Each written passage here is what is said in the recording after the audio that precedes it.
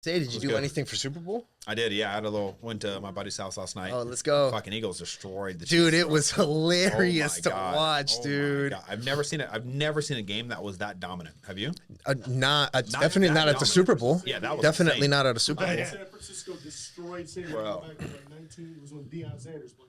Yeah? Ooh. Well, that's like, 5 to like 6. wow. That fourth quarter, they started coming back just so that the score didn't look so embarrassing. Yeah. But You know why they came back, though? The Eagles were done. they weren't playing even anymore. playing, bro. That's it. No, they It was already already knew set. that one. Exactly, They were dude. that good, where it was Exactly. like, we already won. I don't need to fucking be here no more. Is it all recording? Yep. All right, man. Cool. Shot of Fitness. What's up, brother? How Yo, are you, what's man? going on? How y'all doing? Dude, great to see y'all, man. Thanks for taking the trip down here, man. Dude, thank y'all for having me. I'm excited. Get to chop it up with the boys. So we got a coach, athlete. I mean, obviously, we all started as athletes first, Amen. right? And then we fall in love with the sport and get a little bit of passion about it, and we kind of want to pass it on, and Absolutely. see others come up in the ranks. So this man, I've competed with you. I think the first time that we competed was the Junior USA, Yep. right? Yep. Yes, sir. Are you Class C? I was Class C, but so weight caps. dude. So this is the crazy thing about classic physique, right? Yeah. I've been Class C Yeah. for a lot of my competitions, but I noticed that in order for me to actually get stage ready, and when I pull water, I lose about a half an inch. So I know that when I'm fully on, Yeah. then I'm actually Class B. Okay. If I don't lose that little half inch, then I'm actually not as conditioned as I should be. Because anytime that I've came in and I've been above that 5'10" and a half mark, my conditioning was just off enough to keep me outside of the top 5 at a national show. But when I come in and I'm under that 5'10" and a half and they put me in the Class B, I am shredded. I'm on, and I've broken into the top 5, placing top 4 at the Amateur O back in 2023, and then placing top 3 at North Americans 2024. So some of you guys don't know, but I was actually at that show, and I've been rooting for you for a long time. I'm sitting there and I'm watching it, and they worked your ass. He was in the middle for the whole time. Bro. North Americans, right? North Americans. Man. I'm Dude. sitting there, and it was close. It was close. I got to say, it was close, but I don't like it when they leave somebody in the middle the whole time Yeah. and then completely just move you the last second and then call the show, right? So that's kind of what happened with him. And the same thing with like Natalia and a few other clients, same situation. Right in the middle, it's your conditioning, right? Your conditioning was beating these other guys, right? And maybe that one guy had a little, I think it was your maybe a couple shows, maybe you're a little bit, deflated. I don't know. That was just me. Sure. But it was so close, and I was so rooting for you, man. And then they moved you to third, and my head was like, no fucking way. Dude. So bring us back to that moment. How did that feel for you when that happened? Oh man, I'll be completely honest with you. Coming out of Tampa, I did the Tampa Pro Am. I won Mr. Tampa 2024. It made me feel really, really good. Conditioning was where we wanted it, but we knew that we could come in a little tighter. So that's what we aimed for going into North Americans, working with Mike Matassa. Nice. And he's a great guy. He's my second pair of eyes. He helped me peak and everything. For the most part, I like to coach myself, but he just makes those final adjustments that I don't want to have to think about, And he's a great guy to do that. Going into North Americans, we came in a little tighter. We came in sharper. My posing was crisper. And being up there, man, I thought I had it in the bag. I was confident. Now, don't get me wrong. I respected the other athletes and still do. Yep. The other guy that I was going toe-to-toe with, the red hair guy who ended up actually winning, me and him still chop it up now. I've got a lot of love and respect for him. He came in full. I thought it was going to be a toss-up between, all right, do they want the fuller, rounder look, which is what he had, or do they want the more conditioned, streamlined look, which is what I came in? When they brought in that other guy kind of in between us, no hate at all, but he just was more comparable to the first place guy from a structure standpoint. Yeah. I know that I probably could have brought in a little more fullness in my quads, which is what kind of kept me out. Yeah. But being in the middle, fighting the whole time, and then being like 8 minutes, 9 minutes of it was.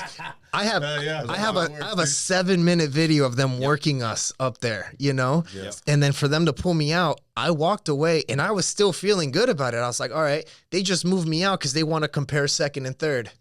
Nah, man, I guess they had me in second the whole time, and they just moved me out to third after that. Yeah, we actually talked after prejudging, and that's what you said. And I'm like, I don't want to have the heart to tell you, but I'm I know, man. You know what I'm saying? And that's what happens is sometimes people that be in the middle and they move out, I'm probably they're fighting for second and third. But unfortunately at national level, man, once you're moved, it's just done. That's it. It's just it, man. That's it. And I feel bad for you, man, because I thought you brought a great package. Thank you. I love the conditioning, right? I think you beat that second place guy by conditioning, but I have to agree with you, right? It's just the quads. And that just takes some time, man. You know, like you have it, you just got to dial it in again, whoop some ass, and then just go there and dominate. I think in a different lineup, it would have gone differently. You know, they were more comparable. They came in fuller. They came in sharper. Fourth place and fifth place guys looked amazing, and they had a little more of that fuller look. So I can also go ahead and say that the judges were very kind to me. They could have pushed me out to fourth or fifth because, again, the guys around me were just more comparable. I just came in shredded, and they rewarded that, which I do appreciate. Big shout out to Bill. But yeah, you know, it's being able to find that middle ground for your physique. I'm still trying to figure that out for me, where now I know I can get shredded. I know I can get depleted. We can get that streamlined pro level conditioning. Now it's just building my quads out to where when I get depleted, I still keep that structure. There's still that balance top to bottom. Absolutely. Absolutely. So, that was your last competition, correct? Yes. So let's plan it out, or not plan it out, but what's your plans for the future? Well, so coming out of that one, me and Mike, we talked about it. We game planned it. I decided to not do amateur row to give myself some time to kind of fill out a little bit. And we were going to do nationals in December. So I went full steam ahead. We started eating a little more, reversing, just full transparency. We brought in some, can we talk about like anabolics and stuff? Cool. All right. I just want to make sure like what's on and off topic, you know? All right. So coming out of that show, we started reversing. We kind of cleaned up some of the compounds, and I brought in T-ball to give me a little more fullness coming out of it, train a little harder, try to get that fullness to come into the legs, and just focused high carb cycling, higher carbs, free meals on my quad days. And my physique stayed really well. Where I messed up was as we went into the prep part about 8-10 weeks out, I brought in Anadrol and EQ, and unfortunately it just didn't leave my system fast enough. We were pushing me depleted, like I'm talking 10 carbless days in a row just to deplete me down and get that weight to come off. Water retention was there, and by that point we were about 2 weeks out. The water was starting to come off from nationals. From 2 weeks out. 2 weeks out from nationals in December. Water was starting to come off, but my body was just so stressed out, and we were so aggressive that my body just gave up. About a week out, I actually started gaining weight as we were pushing, and that's when Mike sat me down. We were on the phone, man, and dude, I won't forget it. The Saturday before I was supposed to fly out that week, he said, dude, we got to pull the plug. It's not worth it. You can come in, you're going to look good, but you're not going to be a top 5. And at that point, I don't compete to compete anymore. I compete to win that pro card. I want to bring a package that I'm proud of. So if I wasn't going to be stepping on stage with something better, I might as well just not step. Yeah, that makes sense. So what I always like, what I've learned is that when you do a show the way you did and you get to the condition of you got in, you can't do that twice in 1 year. You know what I'm saying? Your body will fight back. Your body will say, nah, bitch, I ain't doing it. So what I'm hearing, right, is like you did a little rebound, right? Gave yourself some food, started training. Your body finally started relaxing. You just hit the fucking hammer again. And the problem is you didn't give your body enough time, outside looking in, enough time to really rebound and get back to the normal state, right? So you started hammering it. I've done this with clients, right? I've done this with a few clients, actually. Emma was like this. It happened to Natalia too. We just kept, and you can't just keep depleting either. Like you need to give yourself some time. So, looking back, do you think now that you know your body, do you think you would ever make that mistake again? I don't think that I would go. This would have been the first time that I did 2 national shows in a year. And also there was maybe about a 15 week difference between North Americans and nationals. And looking back now, I don't think that was enough time to actually refill my glycogen stores, put on the necessary adjustments needed, and then be able to go in. Maybe had I gone into, kept my body tighter and done amateur row, I could have brought in similar conditioning. But again, bringing in similar conditioning didn't fix the problem, which was I needed fuller quads. So just looking back now, just being able to game plan it out, give myself the actual time necessary to make the adjustments. It's something that I preach all the time. I just thought I was above it, and I'm not, No, that's a great way to look at it. And, you know, the understanding of, we're not above it all. We are only humans and we can only do so much. Although, yes, we might have that mindset to keep pushing it. And no matter what, it doesn't matter. I'm knocking this wall down. There's going to be a wall that you're not going to be able to knock down sooner or later. Your body will fight back. Your body is you're only human. You know? I mean, you guys understand it. Being both athletes and coaches, sometimes the athlete side wants to take over and drive and push. And like, we can take ourselves into that hole, but how deep into that hole can we get before it's actually an issue to come back out? And that's actually what I'm kind of facing right now. You know, it's taken me now 2 months in of just full recovery, training 2-3 times a week at like 60-70%. Like, I hate it. It's weird. It sucks, dude. It sucks. Like, I want to be able to push, but anytime that I have started pushing closer to 80, even 90%, my stomach starts to just give out. My digestion sucks. My sleep is awful. I'm sore for 5 to 6 days. Like, my body's just not in a place right now where I can. So, and this is something I tell my athletes and something I want to share with the audience again is coming out of any show, make sure that you have life going on outside of bodybuilding. Because if I didn't have these other projects that I'm working on right now, I would be depressed as shit, to be honest. If your whole identity is being a bodybuilder and then your body is tired and you can't, dude, you're going to go into a blue period and you're going to lean on things that you should not be leaning on to try to give yourself comfort. No, I like that. I like that stance for sure, because people can fall into that deep depression and go, like you said, south. They can lean on alcohol or lean on, they can go to drugs or do something that's just completely out of the norm. Dude, distractions are distractions, you know, and I know that for me, a lot of my distractions coming out of, you know, North Americans was, I'm going to go deep diving into my coaching. I'm going to pour myself out into my work. I'm going to do these things, but it's also like I was missing something. Like, my identity for the last 2.5 years, I really didn't take any off seasons over the last 2.5 years. It was just enough time to reset and then get back on it. You know, I'm very, very blessed that I had a very successful 2 years, you know, 2023, Mr. Charlotte, 2024, Mr. Tampa, going into, you know, the North Americans, placing very well there. Never giving myself that mental rest or that physical rest, and not allowing my business to start dwindling down because I couldn't be present, allowing my relationships to start really hurting because I couldn't be present with my church, with my friends, with, you know, my ex-girlfriend that I was with. And I know that put a big strain on us. For sure. So it's, I want to urge people that regardless of how deep into this competitive field that we get into, make sure that you're more than just a bodybuilder. Even when there's a season, if that is your only focus, that's great. Just make sure your identity doesn't get tied into that, you know? Yeah, for sure. I think it's tough. And I think when you first get in the sport, it is so like laser focused on bodybuilding, and you do forget that you have a life outside. That's right. And I truly preach out to my clients. Like, I have clients message me like, bro, they're not competing until like next year. I'm like, hey coach, like I got this wedding coming up, then, you know, can I have a meal? I'm like, don't even think about not having a meal. Like, bro, absolutely. We're not competing until next year, motherfuckers. Like, you better go fucking eat. You know, and like I have a client that's, you know, 18 weeks out. Her name's Jenna. She's competing. And she texts him, it's her birthday today, right? And I text him like, dude, you didn't tell me your fucking birthday. Like, you're going to get a meal tonight, right? You're 18 weeks out. What are we doing? No, of course, 100%.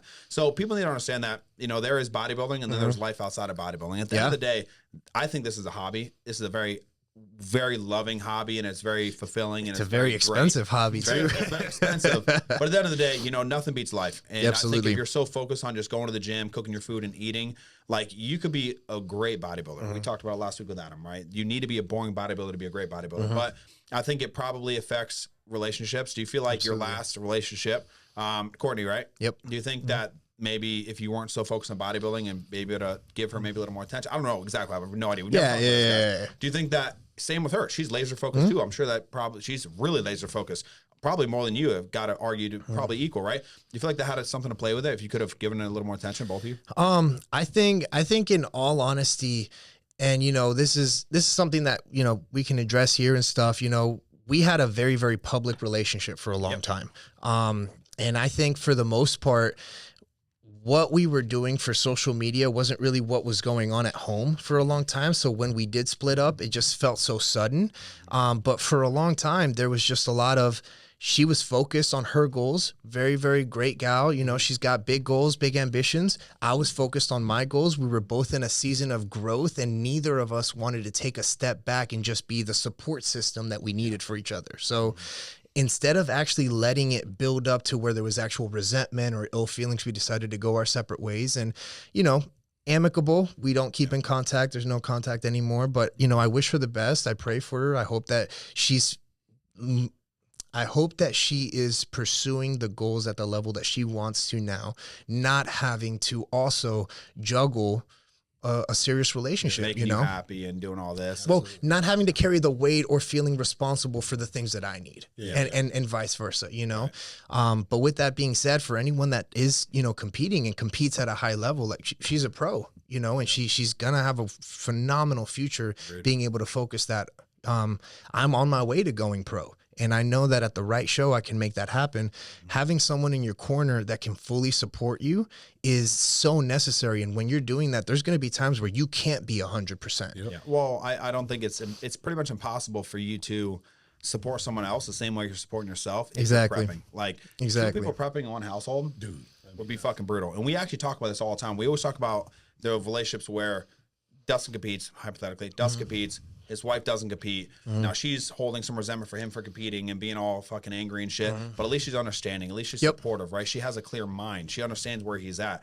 That is, it's got to be even worse when both people are prepping and you're just focused on 2 different paths. Yeah. How do you ever like come together? You know? Yeah. You know, I mean, it's gotta be fucking hard. Well, I think it just goes back to, again, you know, this is something that I've been really studying a lot lately is women need security and love. Men need respect and encouragement. Yeah, true. So when you're both focused on your own things, the level of encouragement and support that I received wasn't at the level that I needed. The level of love and security that she needed wasn't what I was providing either. Exactly. So understanding that was the trend. Dude, you know what's actually so funny, man, is it was not the trend. No, I'll keep it 100. I'll keep it a buck with you, man. I'm a firm believer that any anabolic is just going to amplify who you already are. So when I hop on cycle and when I'm on prep, I actually get told by others that I'm actually kinder and nicer and like just more joyful. I'm not someone who really goes into that negative side of the side effects. But I know that it can be very, very distracting for me, you know, and it keeps me from being present. Yeah. And I think that's the biggest thing that, you know, we had to face is neither of us were ever present anymore. Yeah. And our relationship just kind of felt like we were roommates as opposed to actual partners. Exactly. And then, you know, we both start to feel a little bit of that resentment building up because it's like, oh, we're both competing for this show and you said you were going to do this show and not this show. And I need you to be present here and I need you to be present here. And no one ever ends up getting what they actually need. Yeah. It just, it's a recipe for disaster, losing, you know, at that point, right? Yeah. But even like we just talked about, there are some couples that can do it. Good for them. Communication needs to be on point, you know? Yeah. Or if someone is competing and someone is not competing, again, knowing that there's seasons to it and like, hey, I'm going to take the reins for this amount of time. And after this, I'm going to support you in whatever your goals are and make sure that you're taken care of. As long as both can actually go into that understanding that there's going to be a time to give and a time to take and the amount of respect needed to actually honor that, then I think that would be very, very successful. Yeah. But I think the problem that a lot of people face is, one, they don't actually make it to the point where they actually get to flip turns. Mm-hmm. And 2, when they do flip turns, their honor system doesn't actually hold up. Yeah, right. Or the lack or the expectations that were set weren't actually clear. And one might actually think they're supporting while the other one doesn't feel supported. Right. You need to understand, what do you actually need to feel supported? For me, I don't need someone that makes my meals or that does, you know, I'm not an acts of service kind of guy. I grew up very, very independent. I don't need that. Yeah. For me to feel supported is, hey, just be my peace. Let me come home and not have to deal with a bunch of extra shit. If you're dating a woman, you ain't getting peace, okay? Listen, man. Listen, man. Ain't happening. Yo, I got to give a major shout out to my current girlfriend. She brings a level of peace and security that I haven't had before. Yeah. You know, and Does she compete? she does. Okay. Yeah. Is she So prepping right now? no. That's why there's peace. Well, but we met while she was competing. Okay. And there was a level of I think it just always depends on the level of compatibility, understanding that there has to be something deeper than just, oh, we like the same hobbies. Yeah. You have to have an understanding of what their needs are, and her needs line up very well with what I naturally give. Yeah. She gives very, very well what I naturally need. And you know, understanding that if you're an acts of service guy and your girl keeps just telling you how much she loves you, but she never does anything for you, you're not going to feel very loved. Exactly. You know, if you're a guy who needs physical affection and all she does is cook your meals every day, you're not going to feel very loved. It's understanding and communicating. All right, this is what I actually need to feel loved. This is what I actually need to feel supported. Can you actually provide that when you're tired or depleted? Right, exactly. And if that's something that we naturally give a certain way, we naturally need to receive a certain way. If we're naturally compatible, then even when we're depleted, it's not going to take effort to be able to provide that. Yeah. You know? Yeah. It'll just come naturally. Things will just, you know, you don't have to try and do things. It's just Absolutely happen out of the norm. All right, so let's bring it back to the beginning, bro. Yeah, dude. What made Luis Estrada the bodybuilder? You know what I mean? Like, where did that turn? You know what I mean? Because, I mean, I grew up in sports. Yep. I'm sure that you probably played some sports, you know, but that didn't necessarily bring in the bodybuilder of me. Yeah. You know what I'm saying? So Something made you an angry motherfucker. Yeah. Because the only reason why you do bodybuilding is if you are purely just angry. You will not get this big if there was not some trauma. So you tell us know, a little bit about you it. know, I tell people all the time, everyone when they meet me, they're like, oh, dude, you're so nice. You're so kind. You're always joyful. And I'm like, bro, when I got 500 pounds on my back, I'm not a nice dude. You can't be a nice guy and be able to squat 500 for reps, you know? So, you know, just, you know, full transparency, bodybuilding really did save my life, to be honest. I was 15. Most of my life, I grew up very, very brown, very Hispanic. So everything was centered around food. I never learned how to take care of myself. I never learned how to eat healthy. I never learned the importance of exercise. It's just not something that's traditionally brought up in Mexican households. So with that being said, going into freshman year, I was like 150 pounds. I had super skinny limbs and I carried all my weight in my midsection. Right. Also, that has a lot to do with like estrogen and hormone imbalances that just come with that kind of lifestyle as well. When I went into high school, I was one of the smaller kids. I was really smart, but I didn't make a lot of friends. So it made me an easy target. Right. Had a lot of juniors and seniors that would pick on me throughout the year. And it really just started kind of building up to the point where on the last day of school, we were headed home. The seniors had nothing to lose, and they ended up beating the fuck out of me in the back of the bus for no other reason than just because they could. They weren't going to get in trouble. They graduated already. They didn't even need to go to school, but they did anyway. So just walking home, no one helped me. Bus driver didn't give a fuck. And it just left me so defeated and so deflated. I had no hope. And this was also in a point in my life where I had no faith either. I had grown up Catholic, and after a while, I just pursued my own thing and was like, you know what, this ain't real. And I had a lot of different things that kind of led into that made me, why does God let these things happen? Sure. You know? So walking home that day, I started coming up with a plan. I was going to off myself. And I knew that my parents were not going to be home for a couple hours. I knew that I was going to have the house to myself. And I thought I knew that this wasn't going to get any better. I had my first encounter with God, and I didn't know that it was God at the time. Again, there's no health, no fitness in my family. I walk into my house, and it caught my eye because we have a coffee table before we get to my room. On the coffee table, there was a stack of mail and envelopes and stuff, but at the very top, there was a Muscle and Fitness magazine. And on the cover, they had Arnold just posing. And I don't know how that ended up in the house. Mail comes in while I was at school. No one else was home. I don't know how that magazine got into my house, let alone who ordered it, why it was sent to my place. This is in Mexico, right? No, this is here in the U.S. Yeah. I was born in Mexico, but I moved to the U.S. when I was 4. And I lived in South Carolina up until I moved to Tampa 2 years ago. So the magazine came. I saw it, it caught my eye, and I just remember thinking to myself, if I could just look like this, I could defend myself. A lot of people start bodybuilding or start training like, oh, I want to go chase girls, I want to look good. There's a lot of like selfish ambition behind it. Dude, I just wanted to stop getting beat up. I just wanted to be able to defend myself. I wanted to know what it felt like to have confidence. So that stroked something in me to go, okay, there's a way out.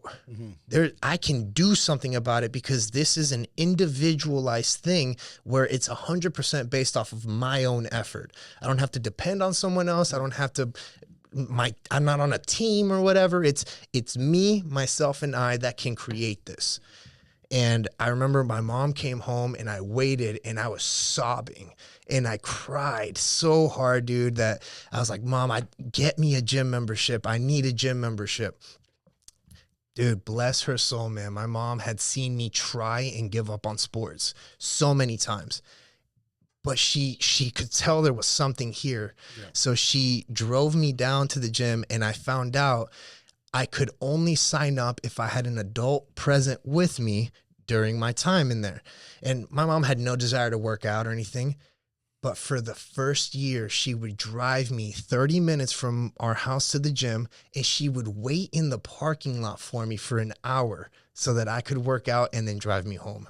Wow. And dude, I get a little emotional talking about it, because it's like, that's love right there. If it wasn't for her sacrifice doing that and helping me build the consistency to just keep showing up, I can't tell you that I made a lot of progress that first year. I didn't know what the fuck I was doing. But I just kept showing up. And from there was a supplement shop connected to the gym, Muscles Fitness and More. The owner's name was Donnie. He saw me come in every once in a while asking questions. And after about a year, he offered me my first job. And he took me under his wing, gave me my first meal plan, inspired me to start looking into what competing actually was. And he prepped me into my first show ever. At 16 years old, I did the NPC Excalibur teen bodybuilding. I was every bit of 145 on stage, placed second out of second. But I was happy to actually start seeing progress. And then from there, I caught the bug. I fell in love with it. I fell in love with just being able to see improvements, learning, and just since 2015, I've just been able to meet different mentors that took me under their belt. I mean, I didn't grow up with a lot of money either. It's not like I could hire a coach or something. So it was really just from the goodness of people's hearts that were already in it, that they gave me advice, and just building and growing and competing up until I think the very first time I actually started doing well was probably like 2 or 3 years later. I was like 18 years old. I placed top 5 in an open men's physique category out of like 30 competitors. And I was like, all right, if I'm doing this at this level, natural, I got something. I can do something with this. And then it skyrocketed from there as I continued learning and improving. Wow. Yeah, that's a crazy story, man. You know, and I think that majority of the people have that very similar story. You know, like me personally, I don't know about Dustin, we never talk, he's a closed book over there, but you know, me, when I was younger, you know, I got bullied really hard, like really hard, man. Like, and you know, I gotta be honest, you know, when I was younger, you know, like we've talked about it, right? I used to not have the best childhood, right? Whatever. I used to live in this all black community, right? All black, bro. I was the only fucking white kid there. Oh, dude, I get it, man. Growing up ghetto. I'd be fighting every fucking day. I'm not lying. Just because of the color of my skin, right? And I don't really give a shit. Whatever. It's fine. It made me look at the day, thank God. But, you know, I got bullied a lot there just being white, which is weird. It should be like the opposite, but it's not. My mom was a little drug addict, right? She lived in that neighborhood. No problem, right? I've made a bunch of my best friends, even now, like we still stay in contact. We're all black. Amen. Whatever happened there, right? After that, moved to Okeechobee, went in there. I was like you, bro. I was the smallest kid. Dude, I entered high school, you know, when I moved to Sarasota, I entered high school at 100, I have a little receipt. It's 103 pounds from a dentist's office. Wow. When I was in high school. I was 4'11", 103 pounds. Wow. 103 fucking pounds, bro. And fucking freshman. I was this short. I had braces. I had really long hair. They used to come down here, a little skater boy, right? So I got picked on all the time, man. Like, all the senior, everyone was picking on me, even my friends, man. Like, you know what the craziest thing is? It always comes from the friends, man. Like, some of your friends just don't have your back fully. At all. High school, you know, they really picked on me. So I completely understand where you're at. And the same thing as you, right? When I looked at what I could do about it, right? I went towards bodybuilding, same as you. I was like, I'm gonna get big as fuck. So my 11th grade year, I took that whole summer off. Actually, 10th grade year, right after 10th grade, cut my hair, cut my braces. Bro, I gained like 20 pounds of muscle. I just ate literally like chicken cutlets and mashed potatoes like every fucking day. And I just did 8-minute abs and I just kept it up, right? Dude, I transformed in literally 3 months. And then I actually gained like 8 inches of height too. So I went in like 5'8" the next year. That growth spurt hit at the perfect time. I was like, so actually the last 2 years of my career was pretty good, right? And my high school career. And so I totally understand where you come from, but I don't think some people don't go down our path. You know, they go down the opposite path. They get bullied. They get, traumatized at such a young age, and they don't know how to get out of this. So what are your advice to those people? Because there's still people watching this podcast, man, that are still struggling like that. Maybe not to a bully, but they still have that past trauma. So what are your advice to them?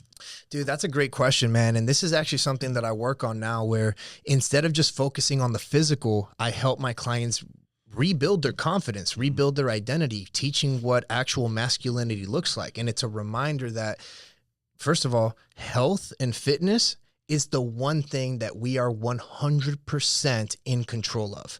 And a lot of times when you start falling into anxiety, depression, a lack of purpose, it's because you feel like your life is out of your control. The only way to start rebuilding that is to gain momentum. You can 100% control what you put in your mouth and how much you move. When you start controlling those two things and you start getting in shape, losing body fat, gaining energy, you can start to realize that more of your life is actually within your control than you originally thought of. You start building little steps to rebuild your confidence, and then you can start managing your finances a little better. Then you can start building relationships. Then you can actually start looking men in the eye and actually connecting, learn how to speak. All of these things that people think confidence is are nothing more than just skills. I didn't learn to talk right off the rip. It took a lot of practice and error. It took a lot of this before I could stand here or sit here with you guys with my chest up, my chin up, pronunciate correctly, and be able to create conversation, be able to speak and communicate in a way that you guys actually understand what I'm saying. I think the other side of that too is just understanding that when you start to rebuild confidence, it's not about faking it.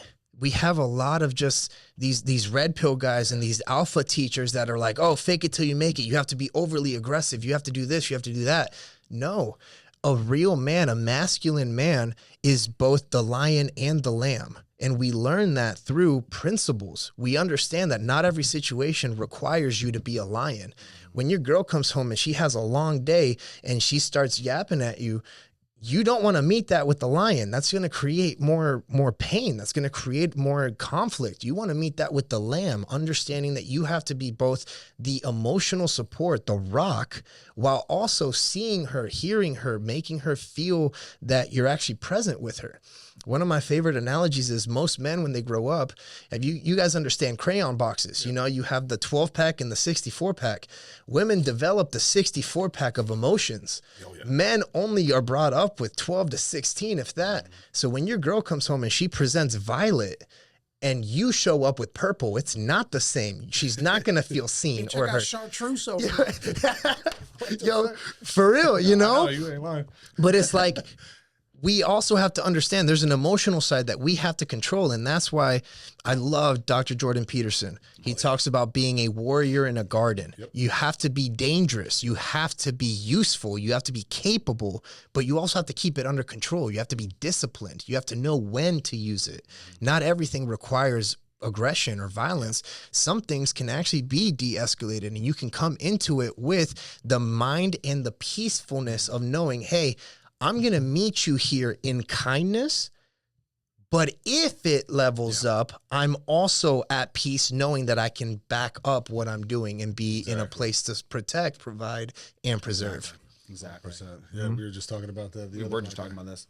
Yeah. Yeah, a little funny story for you, actually. Exactly. Dude, let's get it. Literally perfect time for it, really. So I was in the car, right? And I was with Max at the time. We're driving. She's driving. I'm not driving, right? She's driving me to work.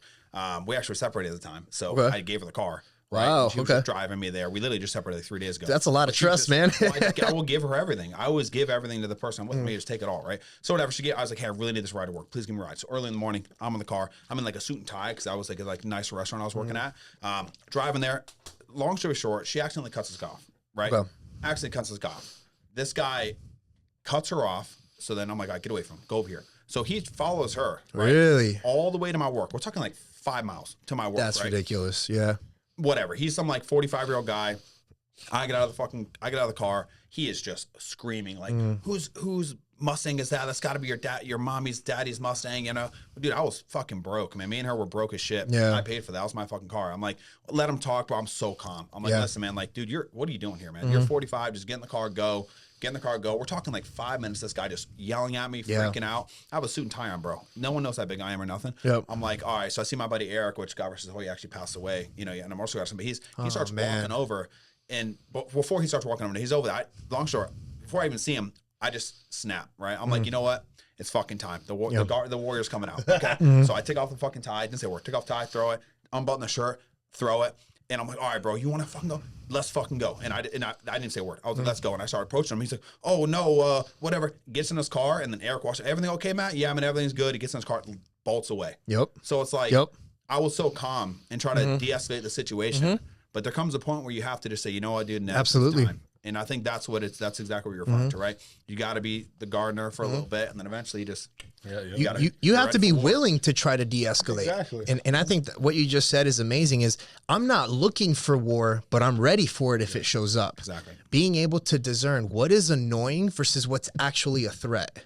You don't want to have to pop out too soon because you don't know what it actually is first. But when you actually take a moment and assess it and actually start realizing, all right, this isn't going to de-escalate. He's not meeting me where I'm meeting him. And I am being kind. I am being peaceful. I am hearing him out. But it's just not, all right, then you bring the lion out. You let him know, hey, listen, I don't want to have to hurt you, but I'm capable if I need to. Yeah. Having that confidence and understanding that, yes, if I need to be violent, I can. Amen. And holding it harnessed. Yep. And ready for use when it needs to come into action. But yeah, you guys are killing it over here. Well, dude, Exactly. one of my favorite quotes is being... shoot, I'm actually losing it right now. You gotta there's a difference between being harmless versus being disciplined. Like you can't actually be of good nature if you're not capable of being harmful. Yeah. Like otherwise, then you're useless. You're harmless. You're like literally you fucking can't. useless. Yeah, you're weak. You know, you're like a damn liberal, man. They sit there and fucking, you know, they go off saying, oh, you don't need guns, you don't need anything, you don't need this. You're just weak, man. Like it's just pussy ass. That's why I'm so happy. I'm actually so happy that you know everyone says they hate Andrew Tate, right? He does say some crazy off the wall shit. Sure. Okay. Sure. 100%. But I feel like since he started speaking up and other alpha men started speaking up, you know, it's been so good for the younger youth. You know, absolutely. Because before the past 3 years, really, no one's really talked about that. You know, like everyone's like, "Oh, you're masculine. Oh, stay away from your feelings. It's okay to cry." Yep. Bro, I don't fucking cry. No, fuck. Like I don't cry. I'm not saying that crying's bad, but I'm just not gonna cry. I'm a man. Like if my dog dies, motherfucker, I'm crying most likely. You know? Absolutely. If my grandma dies, I'm probably crying, but like if I'm not gonna cry if I get punched in the face. Yeah, like, absolutely. You know, and there are some people that are. We were talking about this last podcast, where the weaker they are, the louder they are. Absolutely. The louder they are. They're just going to keep going, just like the guy did. I've had this situation a lot, actually. I can go a bunch of stories. But they just keep going. And then the second you meet them, even remotely half of that level, they back down because they're not actually about it, you know? Well, everyone gets so confident behind a screen. Oh, yeah. And the lack of the lack of experience is actually shown. You know, you growing up, you know, you had a lot of fighting growing up. You know what violence looks like. Yeah. I know that you've had a lot of experience in yourself as well. He's ex-military. So dude, there you go, man. You've seen real violence. You've seen what life and death situations actually look like. Absolutely. I grew up in the ghetto, dude. When I was walking around, I'd see guys shirtless walking the street with machetes in their hand. Like you just get used to this kind of stuff. So for me, somebody wants to step up, that's fine. I've gone through my shit.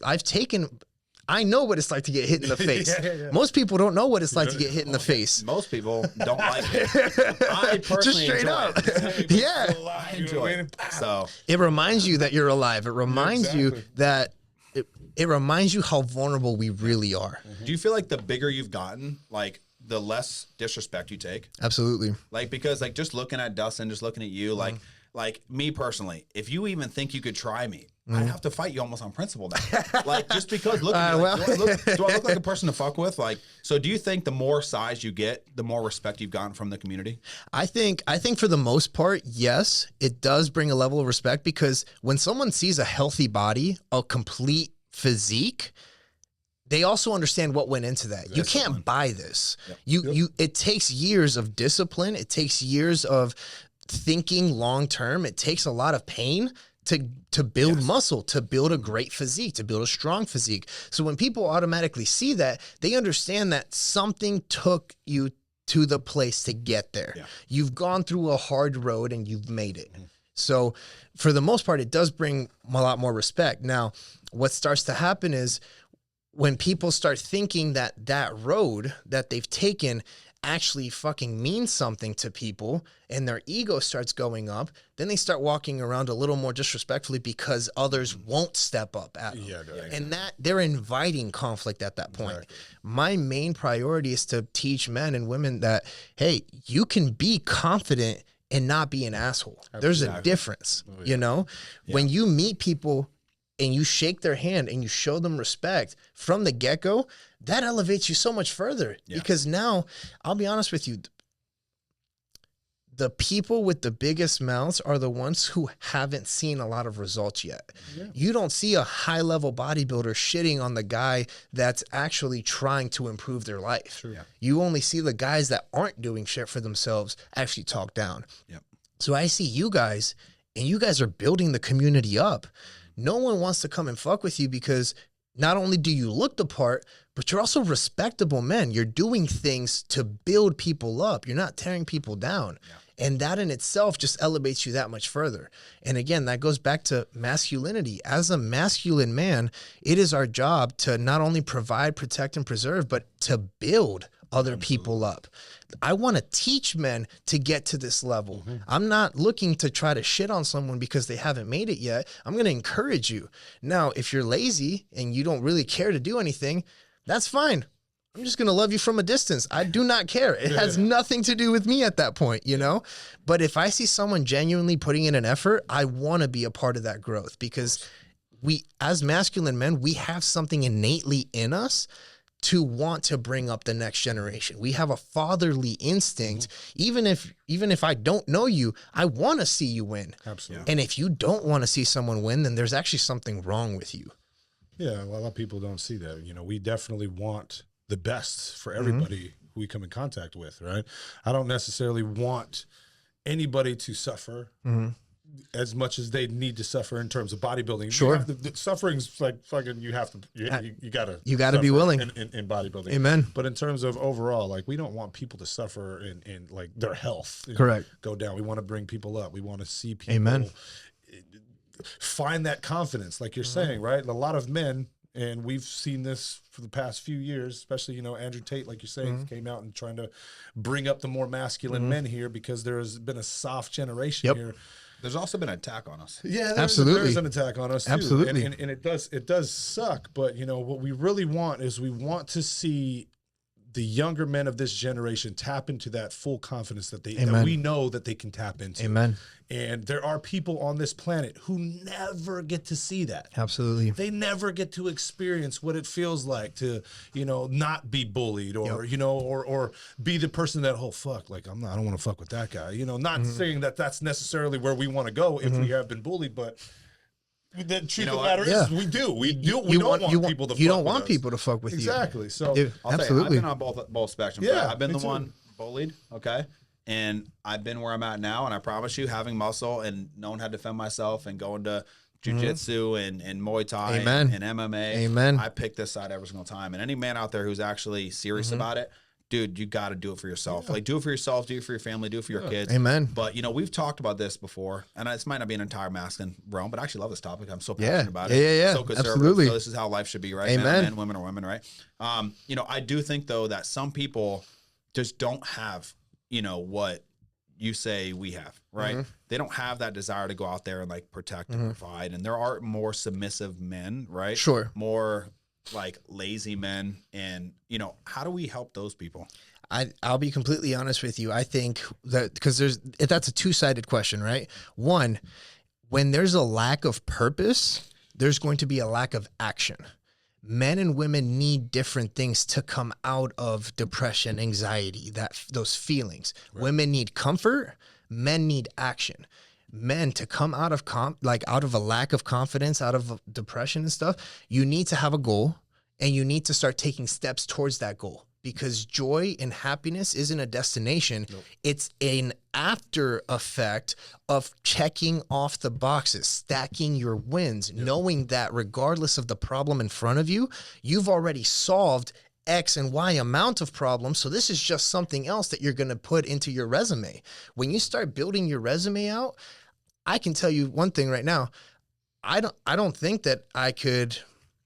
I mean, shit, that in itself is funny. I don't actually believe there's something I can't do, because I've been able to go into so many new areas and learn and build and then become proficient in those things that if there's something I can't do, I can learn it and do it. Yep. But not everyone understands that concept. So until you actually start working towards something and you see the progress, then you can actually start believing in yourself and in your ability to do those things.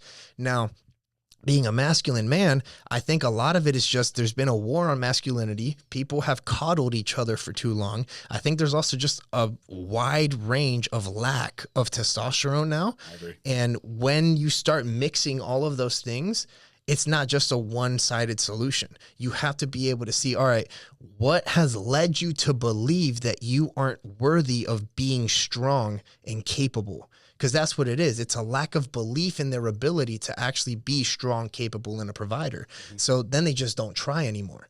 That desire, that ambition to actually be manly has been taken away. And that could just be from low testosterone. That could just be from growing up and seeing a masculine woman make your submissive dad. And you just think that dynamic is normal when it's not, you know? Yeah. So, I completely agree with you 100%. So I'm not going to go too much into detail of what like my mom went through, what my dad went through, all that stuff. But we had 3 brothers, right? One of them turned out gay. Okay. Then there's me, and I'm very masculine, right? And then my brother is less masculine than me. My mom's a liberal. I got to be honest with you, right? She's a liberal, but she's more of like a, she's just going against the grain a little bit. Sure. But whatever. I'm totally fine. I love her. She's the best mom ever. Sure. To her. Amen. But we all turned out different, right? We all have different temperaments. I don't think that either one of them could be me. And I think that people need to just understand that sometimes it's okay to be the gardener, bro. Like it is truly okay, right? Because not everyone's going to be able to tap into that masculine essence, right? So what do you have to say about those people? Because those people I feel like are the ones that are truly struggling. And I don't know if you guys agree with me, but I don't think that they're ever going to be capable of getting to us. Like you talk about some of the most brilliant people in the world.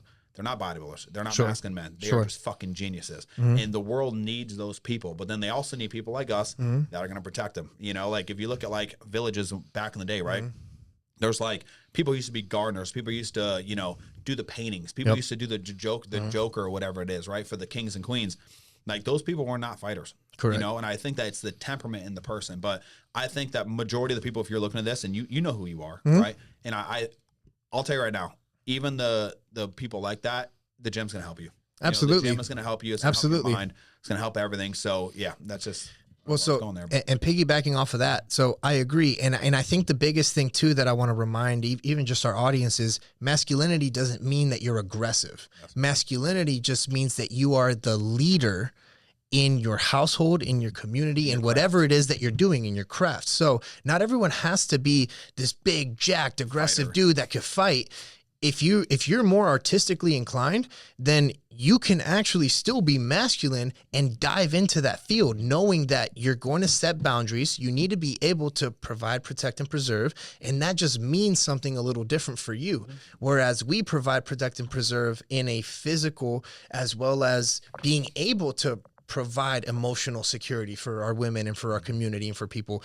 They might not be so much in the protect the physical, but they still need to be capable of providing security for the ones who depend on them. I agree. Have you ever saw the show America Primeval? Oh yeah. I have Did you not. see that shit? Absolutely. Oh my. No, what is The that? moment that I started it, bro, Brutal, I bro. watched the entire shit. I couldn't stop watching. It's so good. It's like Great pretty much show. it's back when the Indians had Okay. everything, right? Yeah. We just started colonizing, Sure. whatever around here, right? We started going over, and I think it was like Montana-ish area, was a maybe Utah area, Mormons. right? Yeah, Mormons. Okay. So long story short, you go through that whole TV show. There was not a single weak man. You know why? Because they'd all fucking die. Yep. You know, back in the day, if you were not a strong man and you were not a fighter, you were gonna fucking die. And I think that in our somehow, you know, with comfort became laziness. Right? Absolutely. I think that, you know, again, with women wanting to, you know, the feminism movement, I think that kind of ruined everything too. But, you know, without going too much into there, you know, because we know how that is. But I think that if you look back in the day, there was no weak ass man, bro. Absolutely. There was zero.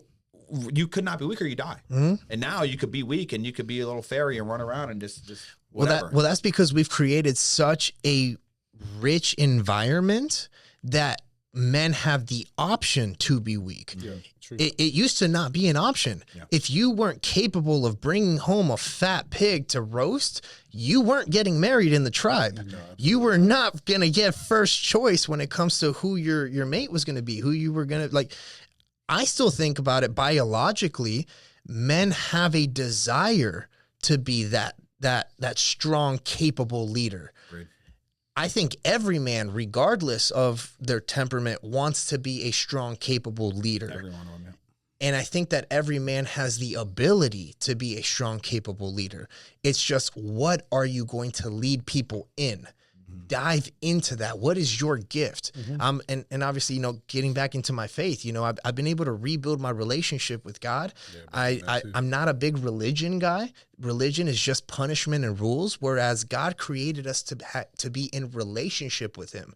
Therefore, when we're made in the likeness and image of God, and we understand that biblically, man was created to lead and woman was created to be our positive adversary, our challenge that improves us.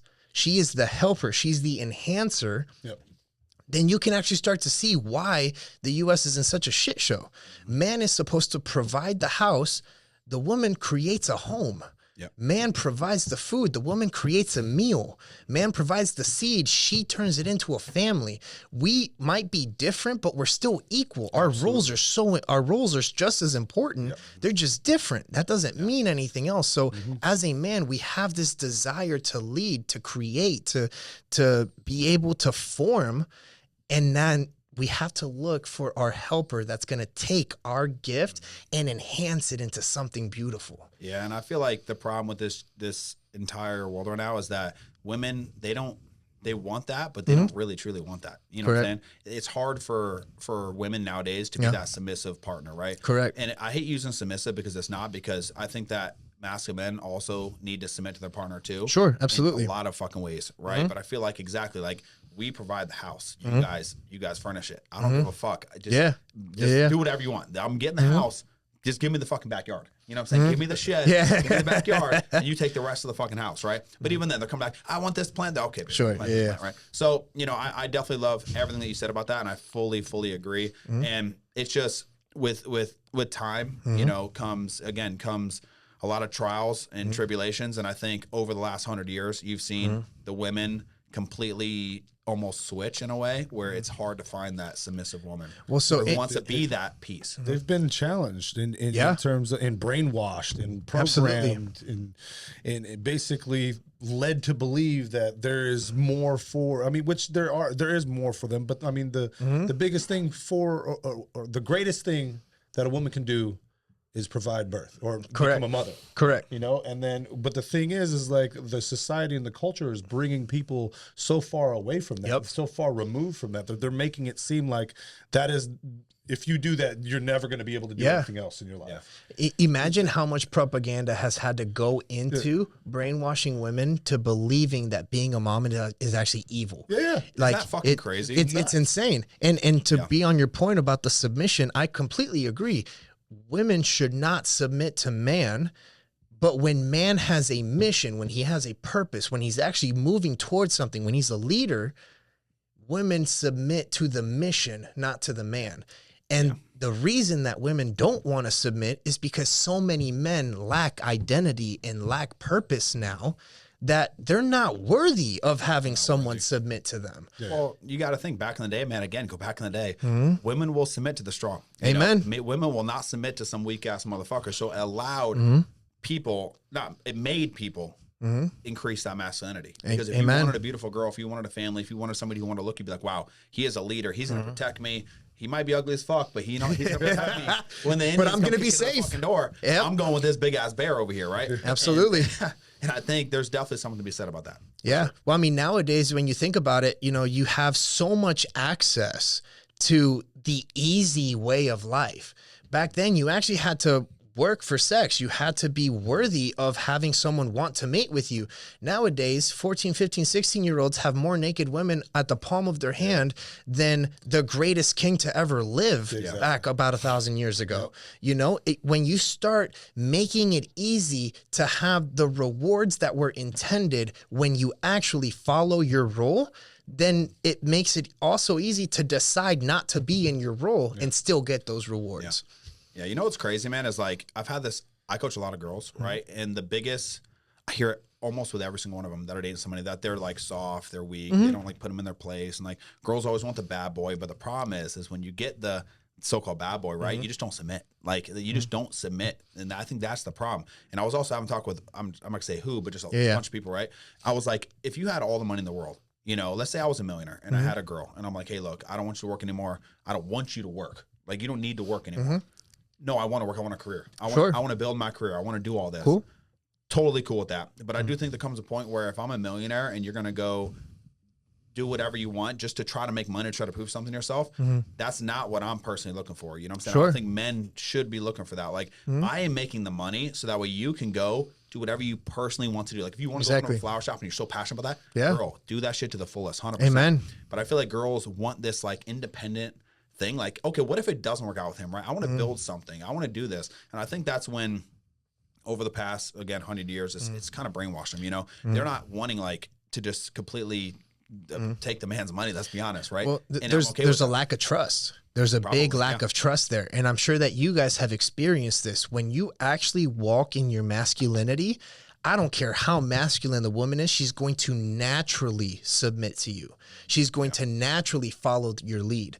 The problem starts to happen when man starts to delay or delegate his responsibility of leadership, that she starts walking in her masculine. And then it becomes an issue when you want to try to take that back because now she doesn't trust you to lead. Now she doesn't have any foundation to lean on to know that you're actually going to lead her in the right direction. Right. I've had very, very masculine women in my life that have followed my lead because I walked in my masculine. I've also, unfortunately, taken very feminine women and turned them into their masculine because I didn't step up to the plate when I needed to. Exactly. So understanding that as a man, you have a role to allow your woman to be soft. She can only be soft when she feels secure and safe. It is our job to provide that safety and security. Yep. I love that. 100% agree. Yeah. Love that. To take it to a different little topic right now.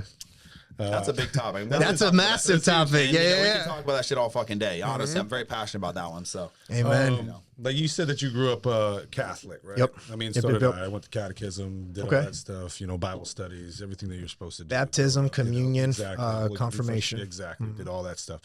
And then there was things like you that kind of separated me from that, right? Bodybuilding saved my life too. Amen. And I still lean on it to this day as something to ground me. But as I've come in age and wisdom and experience, I'm getting back to the understanding of Christ. I might not be the most religious person, but I am again reading the Bible again, getting back to it, and Catholicism was boring to me. To be honest, this is the most boring freaking religion that there is. I did take religious studies in college, and there are a lot of things from a lot of different religions that I believe can people can live by. Be a very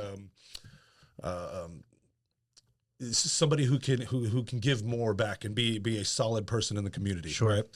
The question I want to ask now for you, because, or it could be a little bit of both, but where do you find yourself most grounded now? Do you find yourself being grounded by the gym and being able to have that habit, or do you find yourself more grounded in faith? Oh, that is a phenomenal question, man. So one of the biggest things that I think shaped me over the last 3 years was coming to the realization that I am more than my body. Mm-hmm. So that identity, because it was rooted in bodybuilding for so long, when I got an injury, I messed up my sciatica about 4 years ago. Mm-hmm. I thought my career was over. I went into a deep depression. I was coming out of I was actually married for a while, then I got divorced like 6 months in because it was just a very shitty situation. And it pushed me into this hole where I stopped respecting the people around me. I viewed women as a supplement. I didn't have any faith. It was all on me, but I didn't have purpose anymore. So I was coaching. I was making great money. I was 22. I had a house. I had the dream car, 6 figures a year. I was blowing it, and I was just living the life, and it left me so empty. Mm-hmm. And even though I was still bodybuilding and I was able to start recovering it, I didn't have an actual identity until one of my mentors, God bless his soul, his name is Jay Wesson. He actually, one day he grabbed me and he goes, Luis, this isn't you. This isn't who you are. And he basically invited me to go to church, non-denominational. It was during COVID time, so you needed to have tickets for seating and stuff. So I came up with every excuse not to go. But he went above and beyond for me, and he got me a ticket, and he texted me, and he's like, yo, you're 20 minutes away. It starts in 30 minutes. You're not doing shit. I see your location. You're at your house. Change, show up. And out of respect for him, I showed up. That sermon that day was on forgiveness. And it wasn't just about forgiving others. It was about forgiving myself, understanding that I don't have to live in shame and guilt. Jesus already died on the cross so that I could be saved, so that I could be redeemed and I would be approved. God wants to have a relationship with you. You don't have to be religious to have a relationship with God. Mm-hmm. He made you because he wants to be in relationship with you. And he sent his one and only son so that we could be covered in his blood, so that no matter what I do, he's not going to love me any less, and he's not going to love me anymore. I am righteous. I am the righteousness of God, Jesus Christ. Mm-hmm. I am in right standing with him. And he commissions us to be able to share that gift with others when you fully understand it. Now, am I going to never make a mistake again? No. I'm still human. But understanding that the evil of sin, the law of sin, we live in a broken world. We are going to be tempted. Absolutely. But now we have the power, we have the ability to not succumb to that temptation anymore. Mm-hmm. So understanding that and being rooted in that identity, now it doesn't matter if I compete or don't compete. It doesn't matter if I coach or don't coach. It doesn't matter if I'm single or not single. My identity is rooted in a solid rock. Jesus is the rock of my life, so nothing is going to faze me. And that's where I actually have a new level of confidence and authority that I can walk in and be able to share that with people and help them understand you are more and capable of more than just this life. Yeah, absolutely. And it allows you to endure whatever evilness. Life is going to happen to all of us. It's not because God hates you or loves you or blesses you or doesn't bless you. There is evil in this world. We're all going to go through it. Not everything that happens is good, but because I have a relationship with God now, I know that something good is going to come out of whatever shitty situation I'm in. And I now have hope because I no longer see myself as helpless. He's already approved me. And I know that whatever I'm going through, he's going to turn it into good. And if it's not good, it's not done. Absolutely. I used to believe that, I'd go to church, I'd go to gym as my church. Yeah. Mm-hmm. You know what I mean? You and me both. that was my thing. I used to go to the gym because I felt like that's where I can center myself and be grounded. But then again, when it comes from my wisdom and my age and sure. Mm-hmm. I'm getting up there. I just turned 40. He is an old man now. Let's go. I just turned 40. Dude, 40? Yeah, bro, you look good, dude. I thought you were like late, like early 30s. Early 30s. I look older than his ass.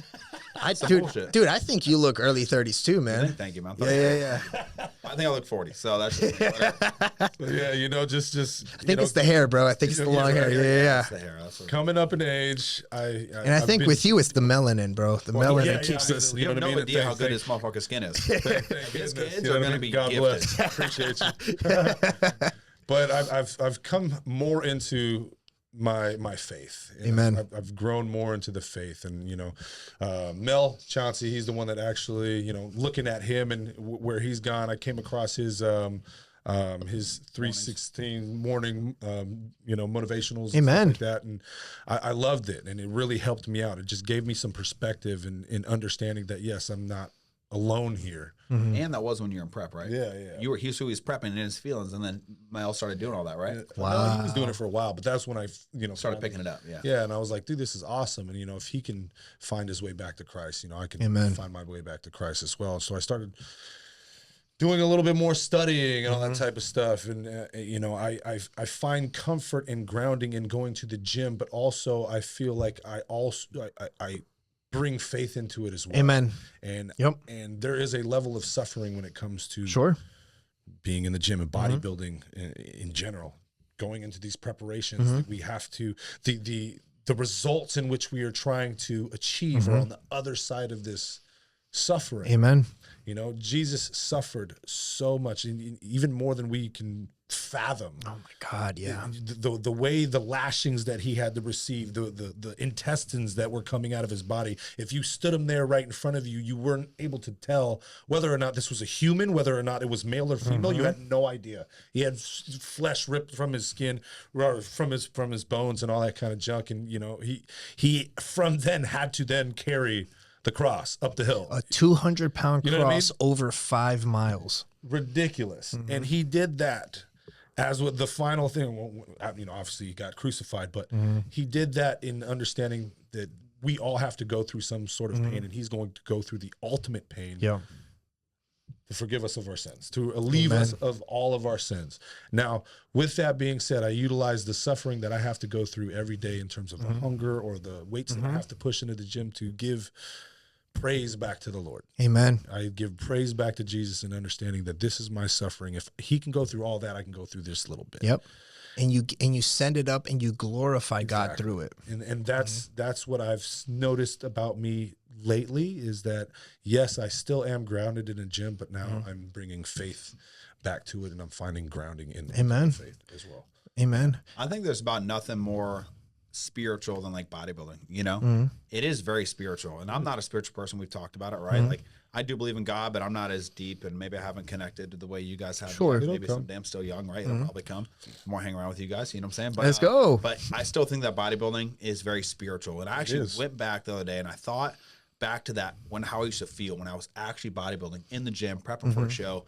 And it is unbelievably spiritual. You find out more in one prep about yourself than you ever will doing anything else in the fucking world, because it takes like the ultimate discipline. There's ultimate, like, it's just mental strength, man. Mental strength. And the only way to do that, I feel, is like to having something over top of us all, not forcing you, but being the power to make sure you get that shit done. Amen, dude. I love that you mentioned that too. And I'm going to tie this back into what you just said. Everyone has a different way of connecting with God. It sounds like you're very, very connected through movement. There are some people that connect with God through fasting. There are some people that connect with God through meditation, through prayer, through, there's like 7 or 8 different forms. Mushrooms and acid. I think you're pretty fucking connected with a lot of shit if you do that. Well, I was going to say, man, when you start changing the dynamics of the brain, you don't know what spirit you're actually connecting with, and that's a whole other topic that we could dive into as well, But, the spirituality behind it, when you really think about what it is to be in relationship with God, it's letting go of your ego. It is stripping yourself down to your core and saying, Lord God, I place this on the altar. I want you to take it. Whatever makes me less like you, burn it. Whatever makes me more like you, give it back. And at its root, that's what bodybuilding does. It strips you down of all distractions, and it forces you to face yourself. Who are you when it's tough?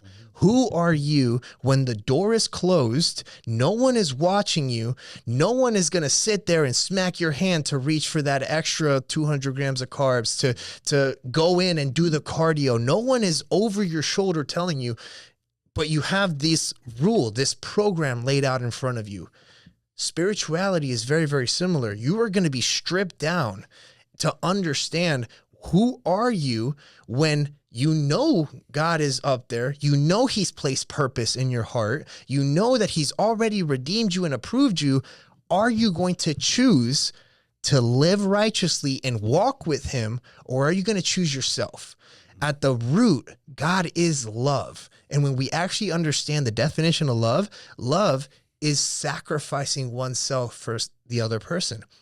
When you truly love your partner, you sacrifice yourself for them. Yeah. When you truly love God, you sacrifice yourself to do the correct thing. Mm-hmm. So at its root, love is nothing more than just a deep sacrifice. It's letting go of yourself. It's, I no longer have an ego. And that ties us back into what we were talking about, masculinity. Mm-hmm. When someone comes up to me and they're screaming and they're yelling and they're acting foolish, I'm not offendable anymore.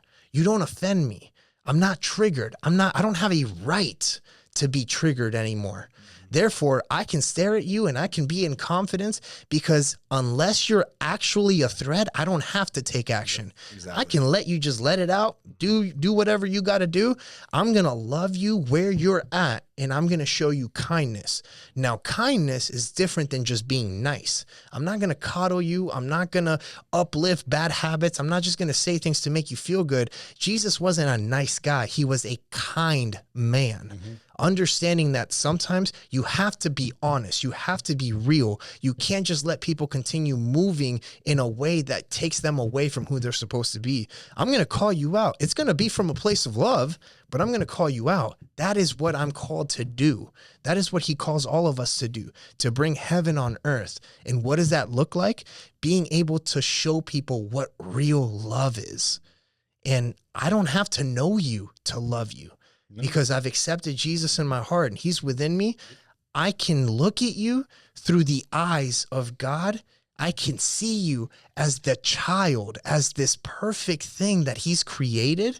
And I can love you as that and encourage you to be that, even when you're not walking in that. Mm-hmm. I love that. Yeah. I think there's a word that I think it's underused, and I think it's devotion, right? Devotion is probably one of the most powerful words, like devotion to your craft, devotion to your kids, devotion to your girl, devotion to just life in general and being a good fucking solid individual. So what do you guys have to say about devotion?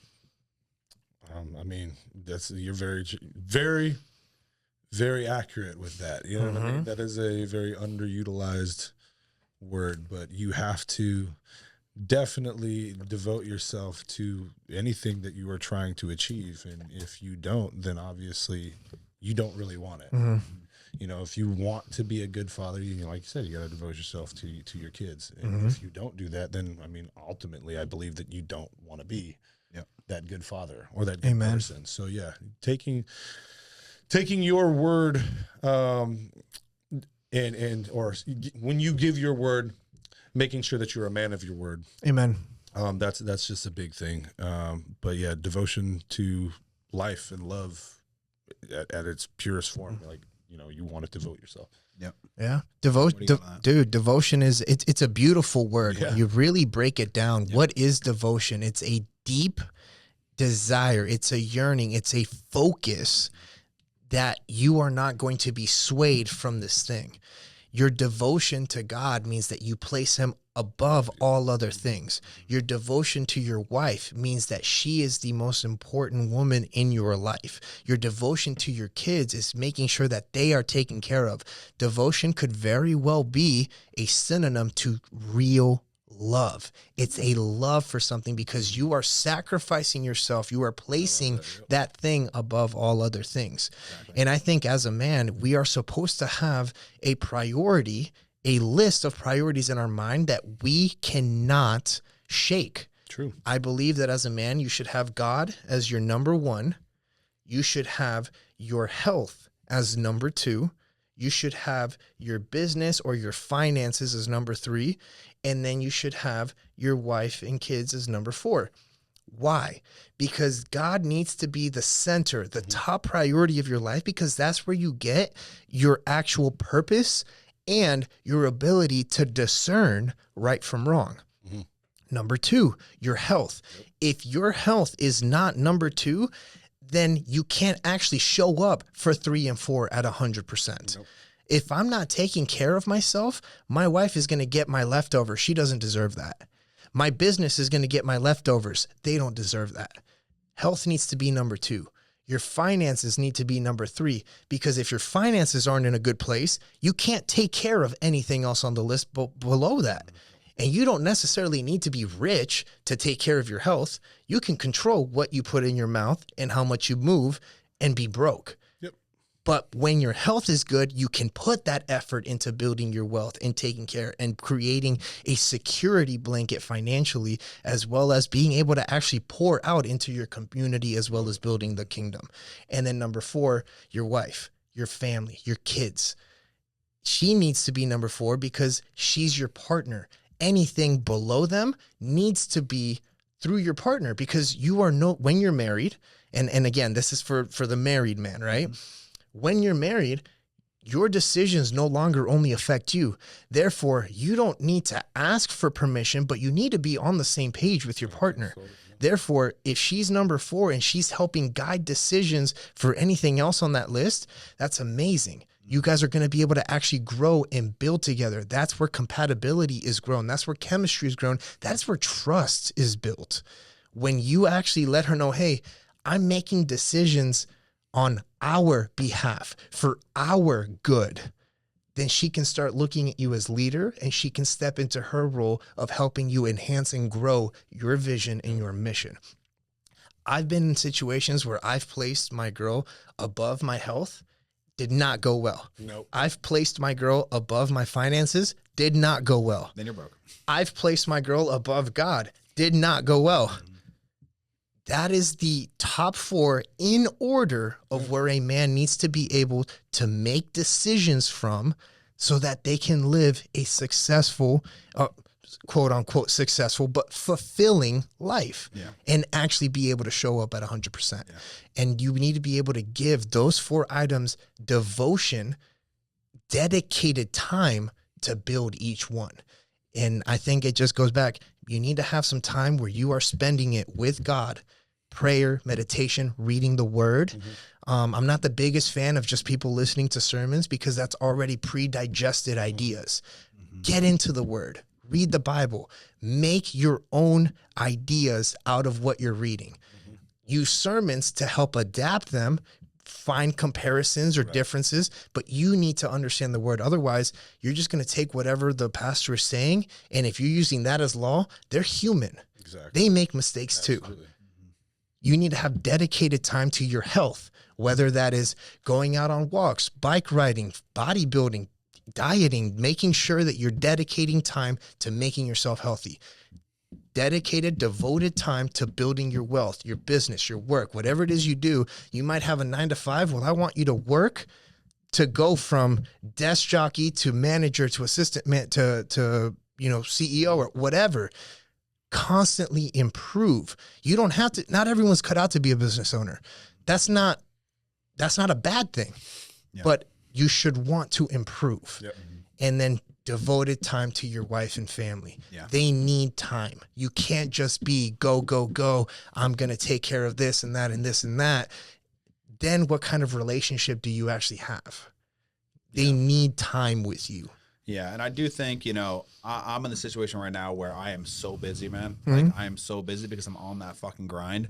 And I find myself doing the same thing right now. Not enough time for my significant, not enough time with the kids. Not enough time to call Dustin and give him shit about his prep. You know what I'm saying? Let's go. Not enough time, and I'm trying to find that time in the day, but I do think there comes a point where, you gotta figure that shit out. Absolutely. Because it's not fair to your significant other and all these people when you're just up there working. But it's also hard because like if we're gonna make something out of this life, Absolutely. we have to be willing to work hard. Yep. Right. And you just need to get with someone who truly understands that. Absolutely. Sees the passion, sees the vision, understands you might not see me for fucking a week because I'm fucking busy. Right. I'm there, but I'm not there because I'm mentally fucking.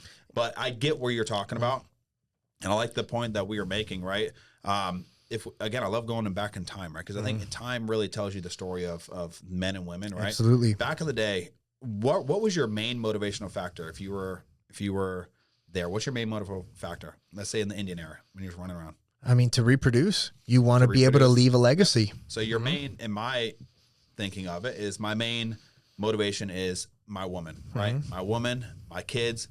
Without them, what the fuck is the point of life? Absolutely. You know what I'm saying? They say, okay, if all women just be right now, we're gonna be depressed. We're gonna have no more motivation. There's no more motivation. Why am I working this hard? So I can have a house by my fucking self. So I can have my kids. I don't have kids anymore. So I think you have to be super motivated. And even if you don't have a significant other right now, I've always been, even when I was younger, like I know what vision I want. And I know I need to work to these goals. Right, I want to be big so I can protect them. I want to have tattoos a little bit so I can look like a scary motherfucker. Like, if you don't know, even though half it's like Pokemon shit. Yeah. So I'm just saying, like I'm gonna do all the training it takes to protect them, right? I'm gonna bust my ass and I'm gonna go through the suffering. I'm gonna work my ass off. I'm gonna work those long nights so that way you don't fucking have to, right? I'm gonna do all the work so that when my kids can go to jiu-jitsu and go play football and go get brand new fun cleats every fucking season. Like that's my job. And that is the massive man's motivational factor right there. And I think, again, I'm not really the biggest person, but if I had a list, right, I agree. I do think that should be like that, but I got to place the kids, at the top, you know what I'm saying? The kids get everything, but I agree exactly what you're saying. So, and two things on that, there's going to be seasons where you're going to be busy. And that's why communication with your partner is going to be incredibly important because they need to be able to pick up the slack, be able to pick up where you're falling short. There might be times where you miss the games, but she shows up and is there. And she reminds them how much you love them when you're not present. There needs to be a give and take. And I agree. You need a partner that can understand there's going to be seasons where in order to provide and protect and preserve, you're going to be a little absent. As long as you guys also know ahead of time that there is a give and there's a take, there's going to be a season where you're busy, but there's also a season where they're going to be a priority. The second piece of that where I do want to challenge you a little bit is where you said we put the kids above some other things. There needs to be a united front with you and your wife, right? If my kid comes up to me, and I don't have any kids yet, so I'm speaking off of theory, whereas you're living this. My kid comes up to me and tells me something that goes against mom. If my son disrespects my wife, she's my wife first. He's gonna understand she's my wife first. I will put my wife above my kids because we need to be a united front. You never want your kids to pin you guys against each other, But when there's a united front, you can love on them. And that doesn't mean you love your kids any less. It just means I love and respect my wife more first. For sure. But if it's a life and death situation, who are you picking, the kids or the wife? If it's a what? Life or death situation, motherfucker. If you got two kids on a cliff, you get your wife on a cliff, which one you taking? See, this is such a great question because, man, I'll be honest with you. And I mean, I'm choosing my wife, man. Yeah, I'm choosing my wife. I think you would really think that twice if you had kids. Do you have any kids now?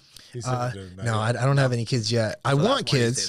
I want kids. Because when you do have kids, you understand that they're the most precious things in the entire fucking world. They are my rock. I'm sure they are his. Absolutely. Right?